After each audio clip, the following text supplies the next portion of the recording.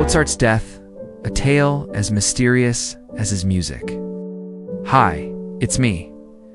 Number 4. A ticking clock. Wolfgang Amadeus Mozart was born on January 27, 1756 in the city of Salzburg in what is now Austria. His father, Leopold Mozart, was a musician and composer who recognized his son's exceptional talent at an early age. By the time Wolfgang was 5 years old, he was already composing little pieces, and by the time he was 6, he was performing for royalty. When Mozart was 7, his father took him and his sister on a concert tour across Europe, during which they performed for the French king and other members of European nobility. This early exposure to different musical traditions had a profound impact on Mozart's development as a musician. In 1769, at the age of 13, Mozart returned to Salzburg and began working for the archbishop of Salzburg, a position that had been arranged by his father. However, as he grew older, he became increasingly dissatisfied with the limitations of his position and sought more freedom to pursue his own musical interests. In 1777, Mozart decided to leave Salzburg and try his luck in Paris, which was considered the center of the musical world at the time. But unfortunately, things didn't go as planned. Within a few months, he was back in Salzburg. After a brief stay, he left again, this time traveling to Munich and then to Berlin, where the King's Opera was looking for a new composer. Once again, things did not go as planned, and he returned to Salzburg in 1779. It wasn't until 1781 that Mozart finally found his big break, when he moved to Vienna, the capital of the Habsburg Empire and one of the largest cities in Europe. Here, he established himself as a freelance composer and performer, enjoying greater freedom and opportunity than he had in Salzburg. Over the next decade, Mozart composed some of his most famous and influential works, including the operas, the Magic Flute, Don Giovanni, and the Marriage of Figaro, as well as several symphonies, concertos, and chamber music. His music was celebrated for its melodic beauty, formal perfection, and emotional depth, and he became one of the most successful and respected musicians of his time. But beyond the dazzling notes and harmonious melodies, there is a somber tale waiting to be told. A fateful encounter. The year is 1784 and the place is Vienna, a city brimming with artistic energy and intellectual discourse. At a social gathering, two influential figures from the world of music meet for the first time, Joseph Haydn and Wolfgang Amadeus Mozart. Their meeting marks the beginning of a unique collaboration that will change the course of musical history.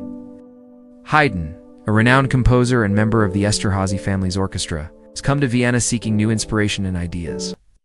Mozart, on the other hand, is a rising star whose prodigious talent has already made him famous throughout Europe. The two composers begin to exchange ideas and discuss their latest compositions. They soon realize that they share a passion for innovation and a desire to push the boundaries of musical expression. Haydn, impressed by Mozart's natural talent and innovative spirit, decides to take the young composer under his wing and teach him the secrets of his craft. Mozart, eager to learn from one of the most respected composers of his time, throws himself into his studies with enthusiasm. Under Haydn's guidance, he delves into the complexities of composition, harmony and counterpoint, learning how to create music that is both technically brilliant and emotionally resonant. But their relationship goes beyond just teacher and student. They become close friends, sharing a deep bond over their love of music and their dedication to their art. Together, they explore the vibrant musical scene of Vienna, attending concerts and operas and discussing the latest trends and innovations in music. They also collaborate on several projects, writing music together that reflects their shared passion for innovation and excellence.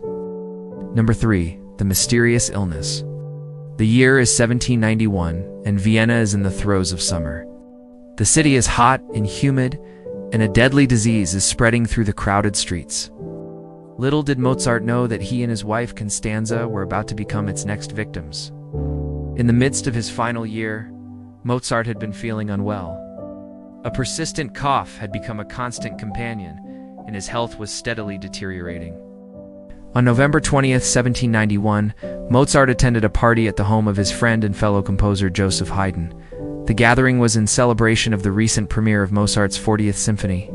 But instead of being a joyous occasion, the party turned into a fateful gathering. During the evening, Mozart began to feel ill, and he returned home early, never to be seen in public again. In the following weeks, his condition worsened.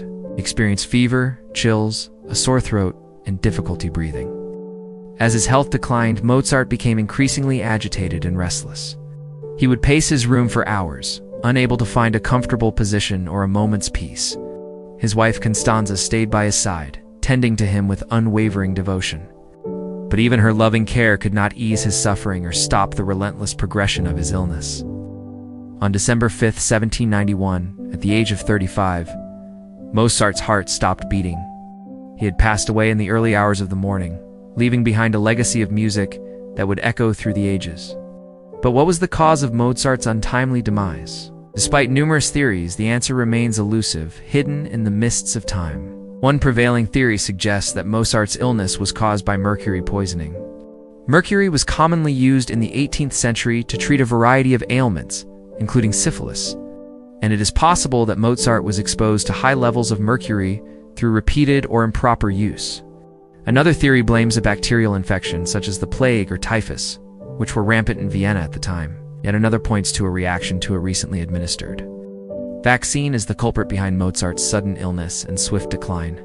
Some historians even speculate that Mozart's death may have been the result of foul play, suggesting that his rival, Antonio Salieri, may have poisoned him out of jealousy and professional resentment.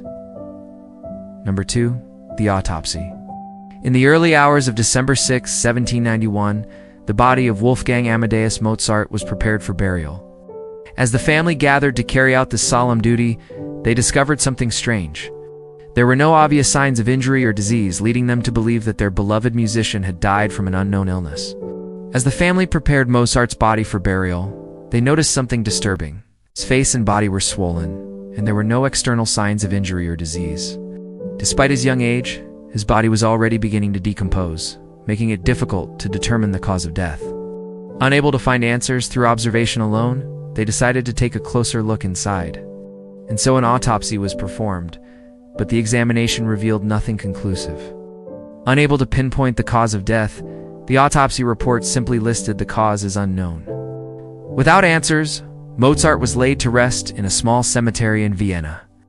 The mystery surrounding his death only deepened, leaving his loved ones and admirers searching for answers. What's inside the tomb? Fast forward to 1804, when parts of Mozart's remains were exhumed from the cemetery and moved to a new location. In 1805, a writer and composer decided to pay his respects to Mozart's grave, bringing with him a small memento, a lock of Mozart's hair. But in 1810, the writer's widow donated this relic to a museum where it remains to this day.